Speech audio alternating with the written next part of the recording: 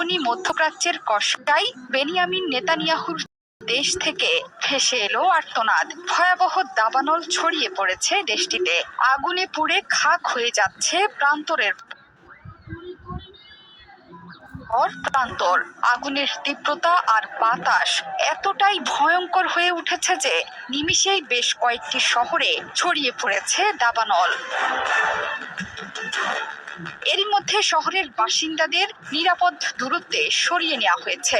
আগুনের তীব্রতায় সড়কে বন্ধ আছে যান চলাচল। রেল লাইনের কাছে আগুন ছড়িয়ে পড়ায় বন্ধ আছে ট্রেন চলাচলও।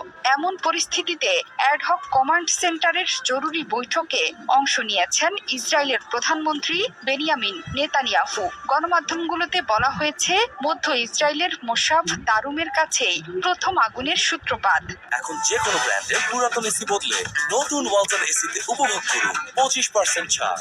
তাপমাত্রা বৃদ্ধি এবং বাতাসের তীব্রতায় বিভিন্ন জায়গায় ছড়িয়ে পড়েছে সেই আগুন।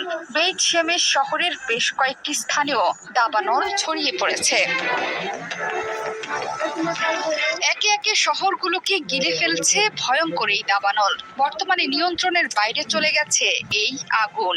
এস্তাওল, বেইত মের এবং মেসিলাত জিয়ন শহর থেকে বাসিন্দাদের সরিয়ে নেওয়া হয়েছে। ভয়াবহ আগুনের ফলে সড়কের গাড়ি চালকরা তাদের যানবাহনকে ফেলেই শহর ছাড়তে বাধ্য হয়।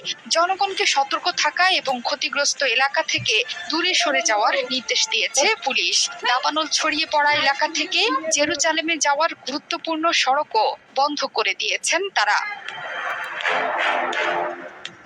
এরই মধ্যে বিমানের সাহায্যে আগুন নেভানোর কাজ শুরু করেছে অগ্নি নির্বাপন কর্মীরা।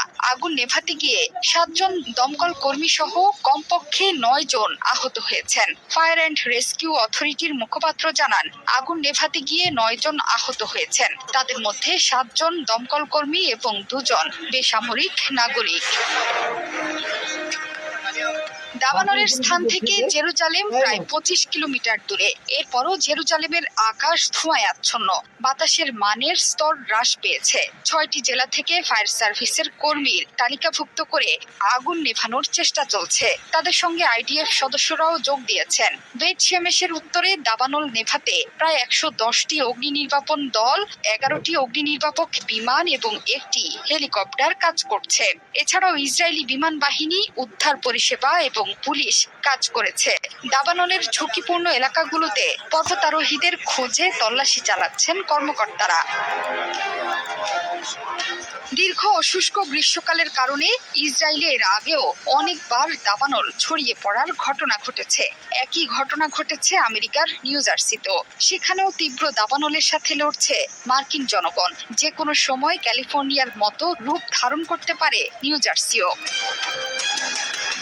জোহরা চৌধুরী, সেতু 71।